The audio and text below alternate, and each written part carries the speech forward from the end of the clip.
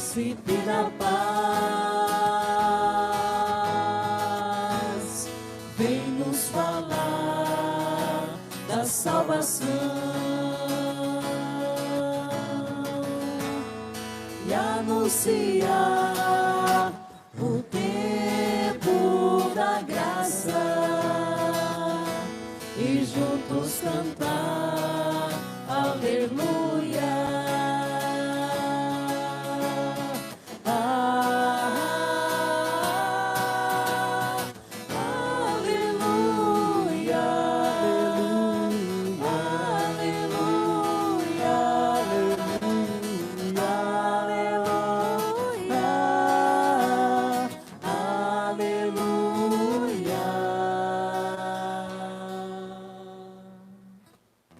O Senhor esteja convosco.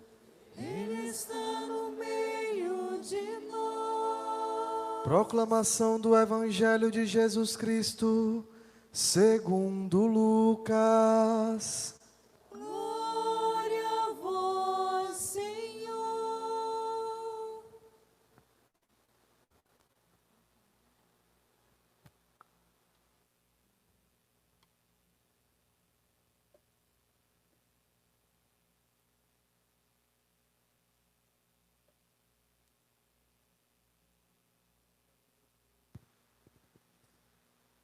Quando se completaram os dias para a purificação da mãe e do filho, conforme a lei de Moisés, Maria e José levaram Jesus a Jerusalém, a fim de apresentá-lo ao Senhor. Conforme está escrito na lei do Senhor, todo primogênito do sexo masculino deve ser consagrado ao Senhor.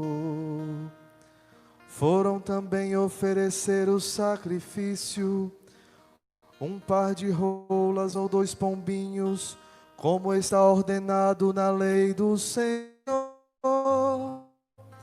Como está ordenado do Senhor. Em Jerusalém havia um homem chamado Simeão, o qual era justo e piedoso, e esperava a consolação do povo de Israel.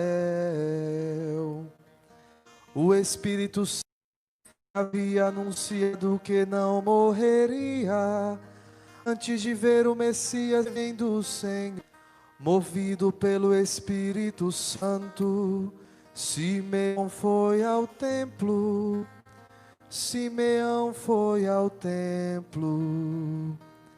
Quando os pais trouxeram o menino Jesus para cumprir o que a lei ordenava, Simeão tomou o menino nos braços e bendisse a Deus.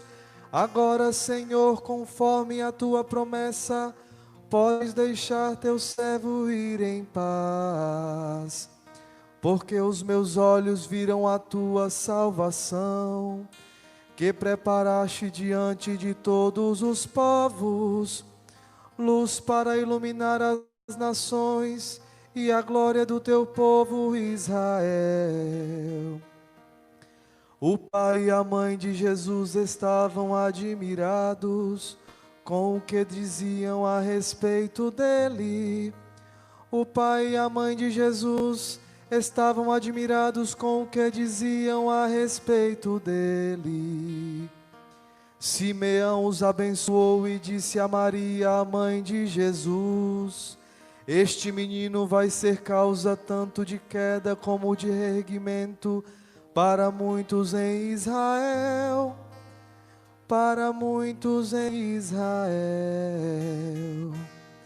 Ele será um sinal de contradição. Assim serão revelados os pensamentos de muitos corações. Quanto a ti, uma espada te transpassará a alma. Havia também uma profetisa chamada Ana, filha de Fanuel, da tribo de Aser. Era de idade muito avançada, e quando jovem tinha sido casada, e vivera 7 anos com o marido. Depois ficara viúva e agora já estava com 84 anos.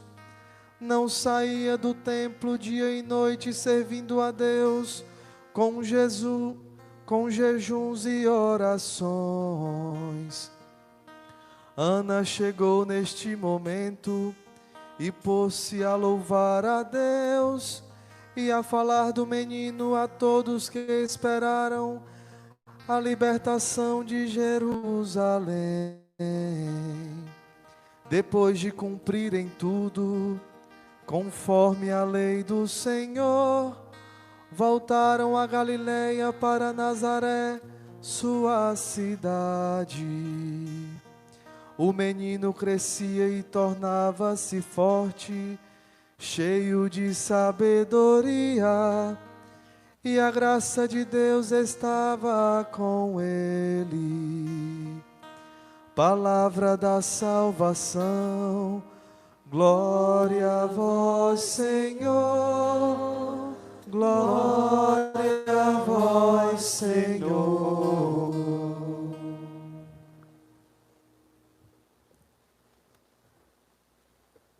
Olha, meus irmãos e minhas irmãs, povo amado, estamos celebrando o Natal do Senhor, como sendo o dia 25, estamos na oitava do Natal, onde a igreja celebra como sendo o único dia.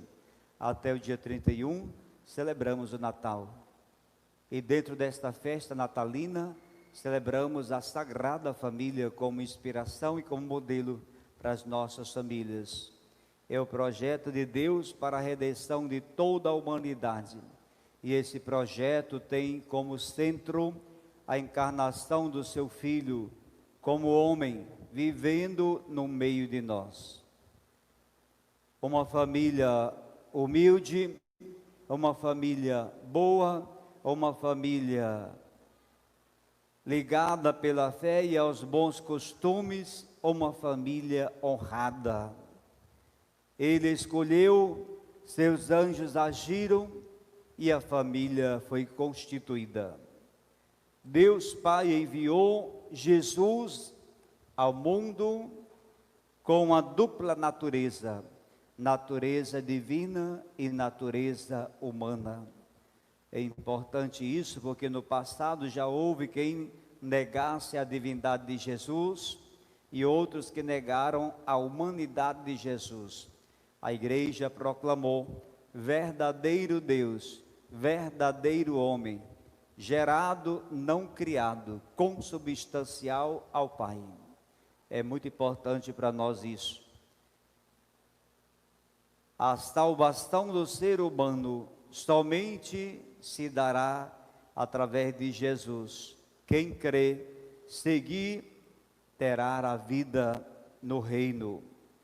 Assim, Jesus nasceu numa verdadeira família, para receber tudo o que era necessário para viver e para crescer, mesmo sendo de uma família muito simples e muito pobre. Pobreza não é empecilho para a vivência do amor. É muito necessário perceber isso, porque a família de Nazaré teve o amor, Jesus teve o amor dos pais, unidos pela religião, trabalhadores honrados, solidários com a comunidade, conscientes e responsáveis pela formação escolar, cívica, religiosa e profissional de Jesus. A Sagrada Família foi marcada pela abnegação, a aceitação e a adesão ao projeto de Deus, com a entrega plena às suas disposições.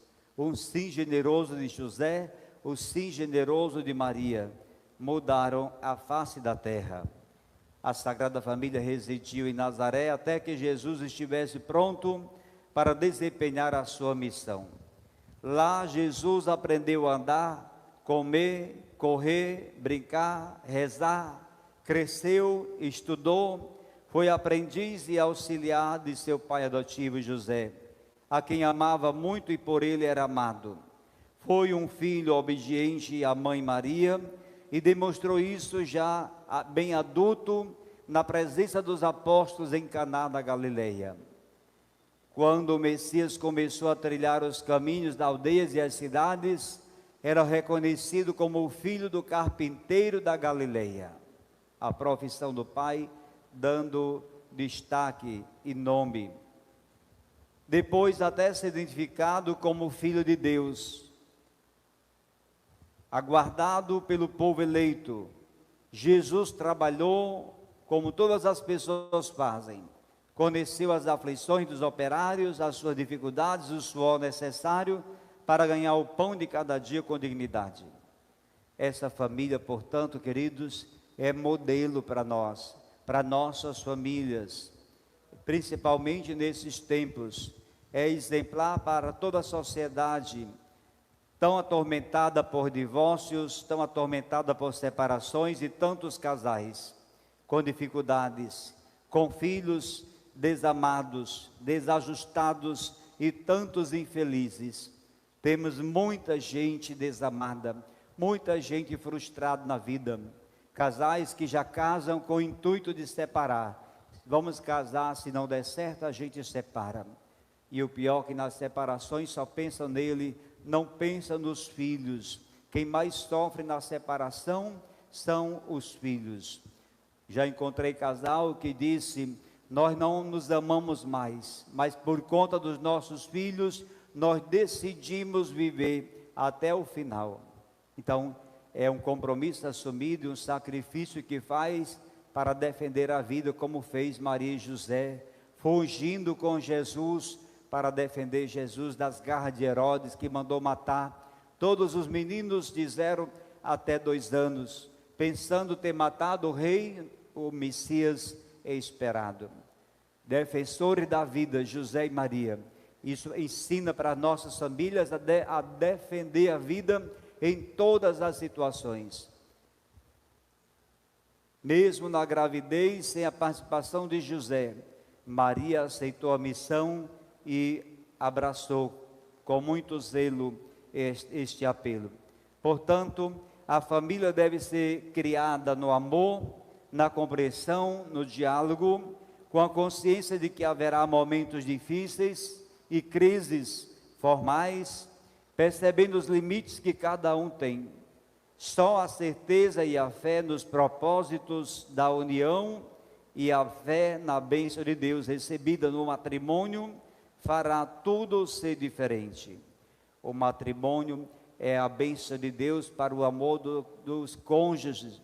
É muito importante que o matrimônio seja bem compreendido com os seus elementos principais: a unidade, a fecundidade, a indissolubilidade, a comunhão. É importante porque o casamento cristão ele se dá entre um homem e uma mulher, nunca entre 2 homens, nunca entre 2 mulheres. Casamento se dá através de uma relação hetero, uma relação que é capaz de gerar, de fecundar. A fecundidade matrimonial é um aspecto importante da vida a 2. E, portanto, essa capacidade de gerar no amor, gerar numa relação de comunhão. Por isso, é necessário pedir esse sacramento à igreja.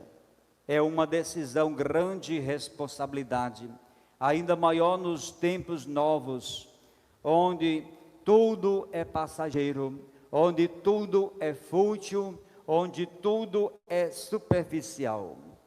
Vivemos uma geração do descartável, onde as relações são descartáveis. Usa 1, 2, 3, vai passando a geração de descartáveis, onde a pessoa não conta, vale a aventura, vive em função de uma aventura, e isso é muito complicado. As relações também são muito coisificadas, as pessoas na formação de seus filhos, na educação. Bom,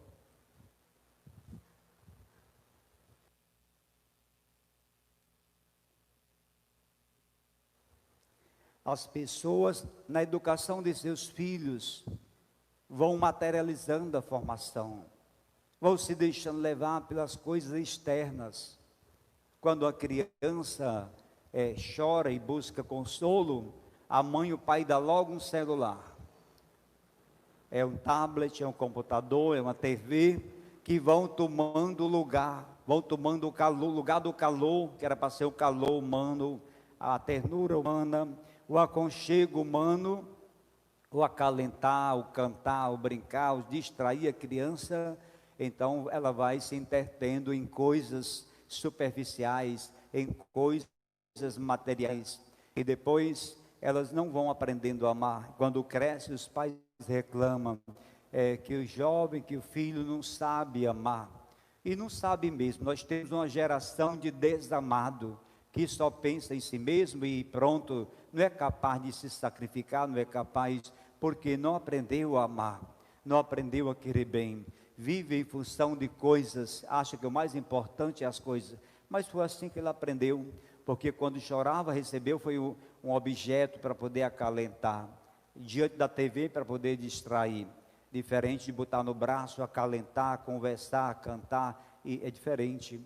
Então, a formação hoje é dada ou nas creches, ou nas escolas de tempo integral, a família fica ausente, então a família não está na formação dos filhos, e isso é muito grave. Por isso é que a sociedade está assim desamada, vivendo desarranjos, desajustes, famílias desintegradas, por falta desta harmonia, desse cuidado, desse zelo que é próprio da mãe e do pai, e não do filho mais velho que toma de conta, ou da filha mais velha que toma de conta dos irmãos, é o pai e a mãe. E nesse tempo moderno, por ter que trabalhar, os pais saem, muitas vezes, deixam o cuidado dos outros irmãos, e passam o maior tempo com eles, então não forma, não corrige, e ainda pais separados, que quando reclama do filho, o filho corre para onde está a mãe, quando a mãe reclama, corre para onde está o pai, e de forma que não se corrige, e ainda tem o agravante dos pais divergirem sobre a formação do filho. O filho pede uma coisa, o pai diz sim, a mãe diz não, ou então a mãe diz não, o pai diz sim, eles discordam, divergem na formação, e isso é altamente pejorativo, negativo para a formação da criança e do adolescente, para o seu caráter, a sua personalidade. Ele vai absorver algo que é distorsivo. O casal nunca deveria estar fora dessa sintonia. Se a mãe disse sim, o pai deve confirmar. Se a mãe disse não, se o pai disse não, a mãe deve confirmar. Os dois têm que estar em acordo sobre a formação do filho. Se o pai ou a mãe divergirem, que seja lá no quarto: olha, meu filho, eu não concordei, ou minha filha, eu não concordei com isso que você fez com o nosso filho. Mas a pessoa vai dizer um para o outro lá no quarto, só os dois a sós, por o filho não poder escutar isso, porque se ele escutar, ele vai jogar. Eu já sei que meu pai diz sim, a mãe diz não, eu já sei a quem vou pedir. Então começa um joguinho que é complicado na vida familiar. E depois os pais precisam acompanhar os filhos, embora não saibam, os filhos estão mais avançados na questão da técnica, da informática, mas os pais deveriam observar e acompanhar o que os filhos estão acessando, com quem estão conversando. O que é que leva uma criança de 12 anos ao suicídio? É a separação dos pais?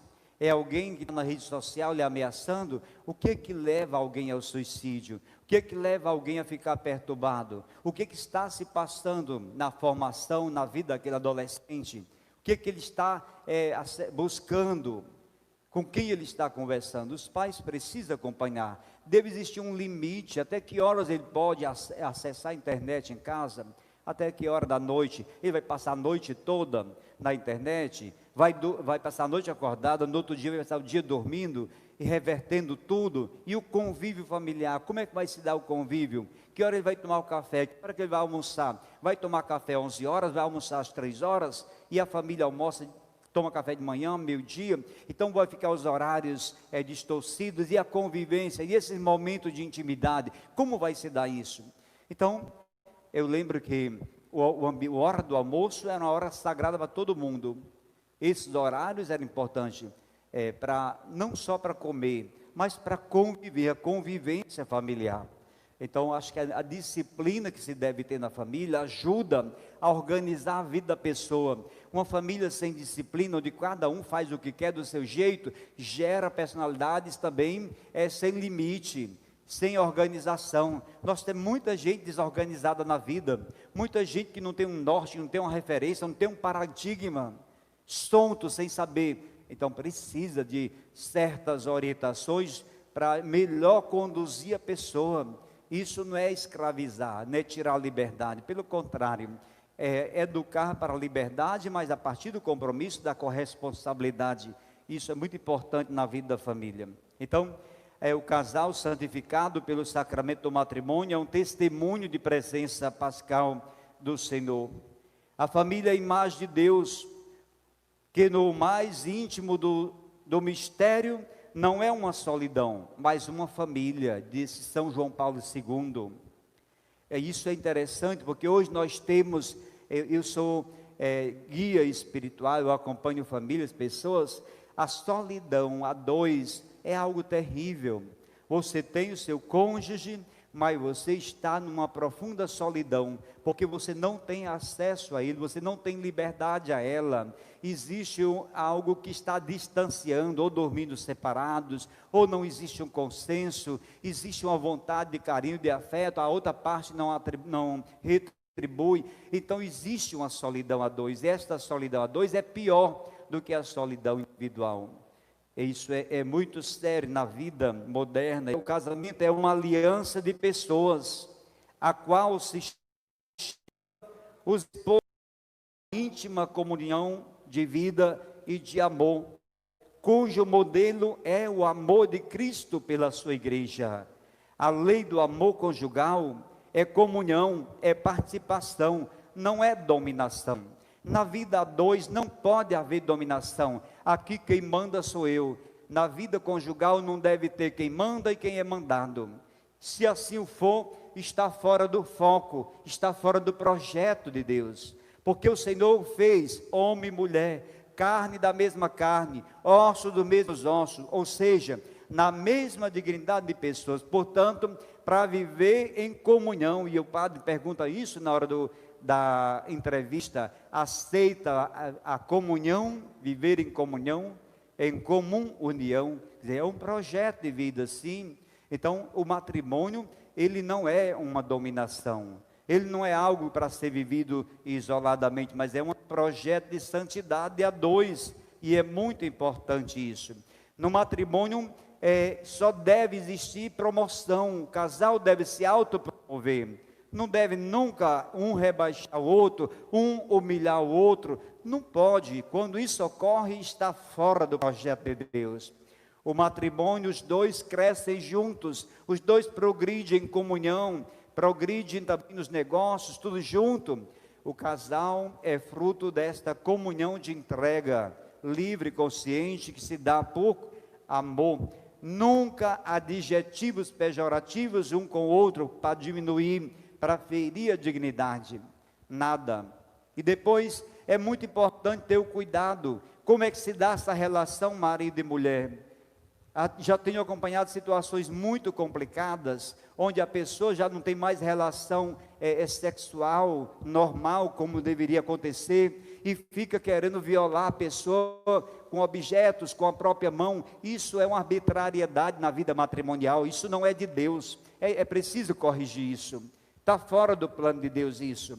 A relação conjugal deve ser fruto de duas decisões livres e conscientes. Não pode ser na minha hora do jeito que eu quero. Os dois têm que querer. Os dois devem buscar o momento mais especial e mais íntimo da relação, que renova a relação. O momento não é necessário ter sexo em toda a vida, mas é importante que estejam dois juntos, deitados, conversando, namorando. É muito importante o afeto, a ternura, o amor, o escutar o outro, dizer o que você pensa. Às vezes tem casais que sofrem porque não sabem o que o outro pensa, fica calado no silêncio, e isso gera um sofrimento interior para a outra parte.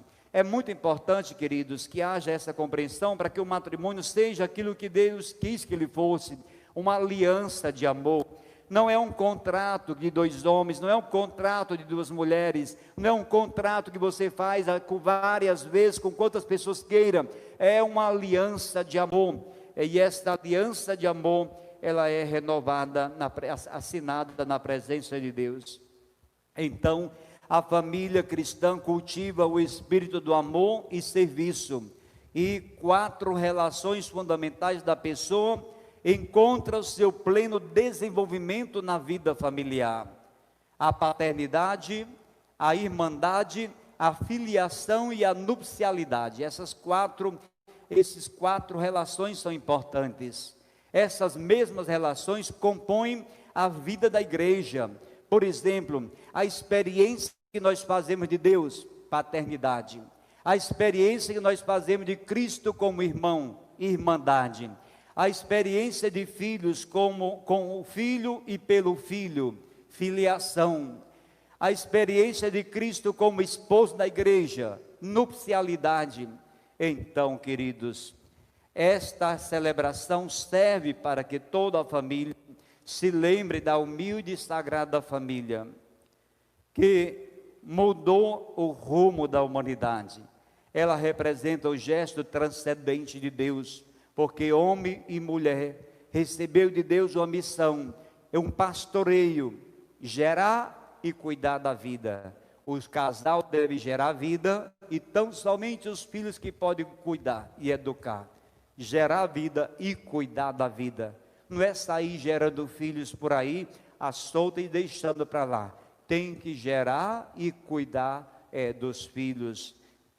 Então, eu quero finalizar esta reflexão sonhando com o Padre Zezinho com esta música.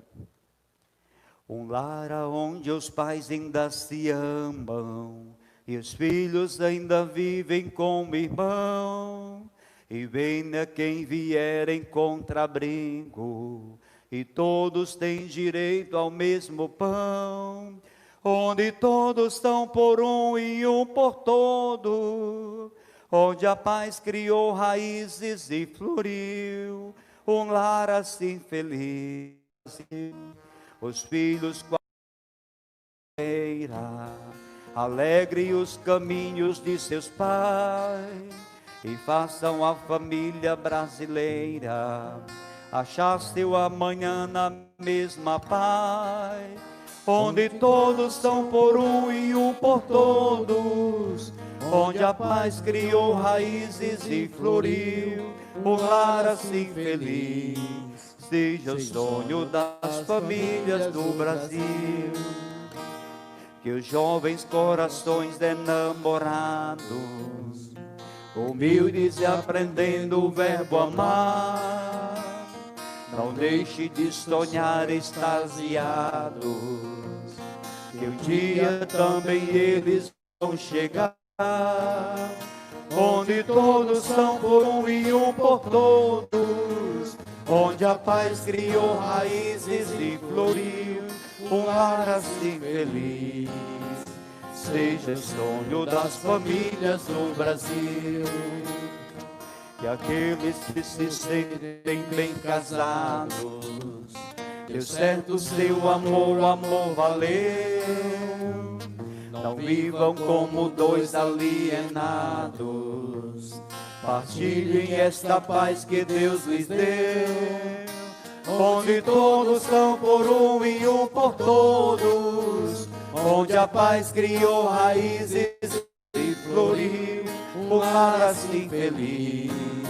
Seja o sonho das famílias do Brasil, um lar assim feliz. Seja o sonho das famílias do Henrique Jorge.